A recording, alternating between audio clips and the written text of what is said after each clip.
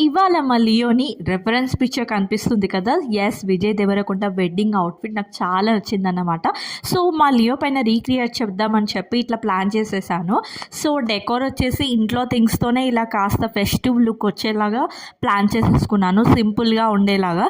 And first పాలని పెట్టేశాను అన్నమాట, ఎందుకంటే డ్రెస్ పాడవద్దని చెప్పి, కూల్గా ఉంటుందని చెప్పి ఫస్ట్ అది ట్రై చేశాను.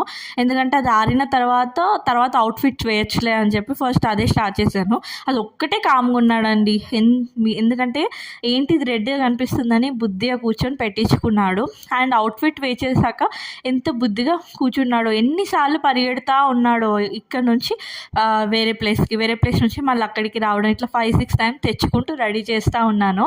బట్ జ్యువెలరీ పార్ట్ వచ్చేసి చాలా సింపుల్గా తీసుకున్నాను. యాస్టిస్ కాకపోయినా ఓకే, వాడికి తగ్గట్టు వాడికి సూట్ అయ్యేలాగైతే జ్యువెలరీ పార్ట్ తీసుకున్నాను. ఎక్కువ హెవీ కూడా చిన్నపిల్లలు ఉంచుకోరు కదా, సో సింపుల్గా ఉండాలి అండ్ లుక్ కూడా రావాలని చెప్పి ఇట్లా ప్లాన్ చేశాను.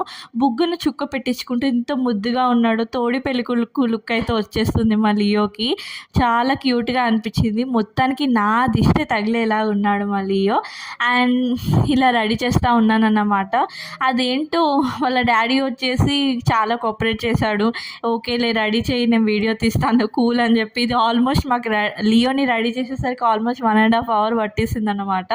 సో మెల్లిమెల్లిగా అట్లా రెడీ చేస్తూ లియో ఇటు చూడు అని చెప్పి బుజ్జిగా రెడీ చేస్తూ ఉన్నాము. కాసేపు సైలెంట్గా ఉంటున్నాడు, కాసేపు లేచి వద్దు అని చెప్పి అది తీయడానికి ట్రై చేస్తున్నాడు. మాల వచ్చేసి లిటరలీ అస్సలు ఉంచుకోలేదు.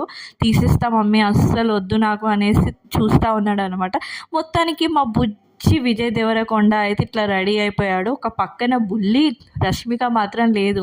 అంతేనంటారా? ఎంత క్యూట్ అనిపించిందో మా బుజ్జిగా చిన్ని తోడి పెళ్ళికొడుకులాగా అయితే కనిపిస్తున్నాడు మొత్తానికి మా లియో.